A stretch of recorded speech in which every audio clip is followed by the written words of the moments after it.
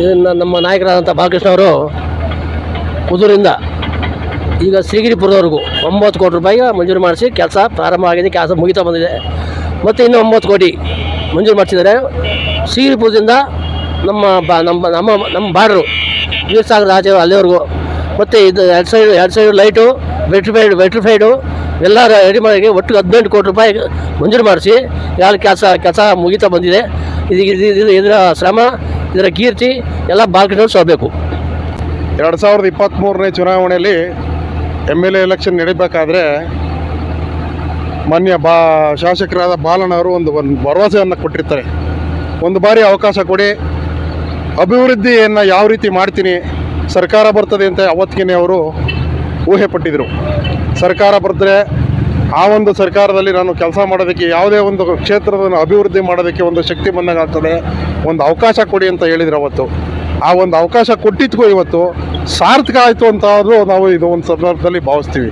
ಯಾಕೆಂದರೆ ಅವರು ನುಡಿದಂತೆ ನಡೆದಿದ್ದಾರೆ. ಇವತ್ತು ಬರೀ ಕುದೂರಿನಲ್ಲೇ ಅಲ್ಲ, ಇಡೀ ಮಾಗಡಿ ತಾಲೂಕಿನಲ್ಲಿ ನಡೀತಾ ಇರ್ತಕ್ಕಂಥ ಕಾಮಗಾರಿ ನೋಡಿದ್ರೆ ಭಾಳ ಸಂತೋಷ ಆಗ್ತದೆ.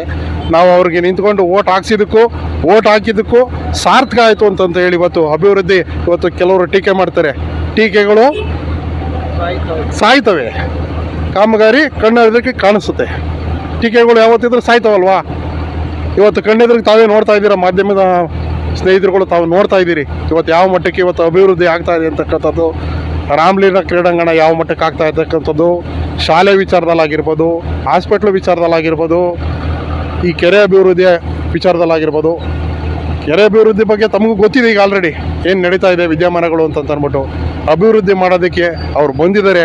ನಮ್ಮ ಸಹಕಾರ ಇವತ್ತಿಗೆ ಅಲ್ಲ, ಇನ್ನು ಅವ್ರು ಇರೋವರೆಗೂ, ನಮ್ಮ ಉಸಿರಿರೋವರೆಗೂ, ಕೊನೆಯವರೆಗೂ ನಾವು ಅವ್ರ ಜೊತೆಲಿ ಇರ್ತೀವಿ.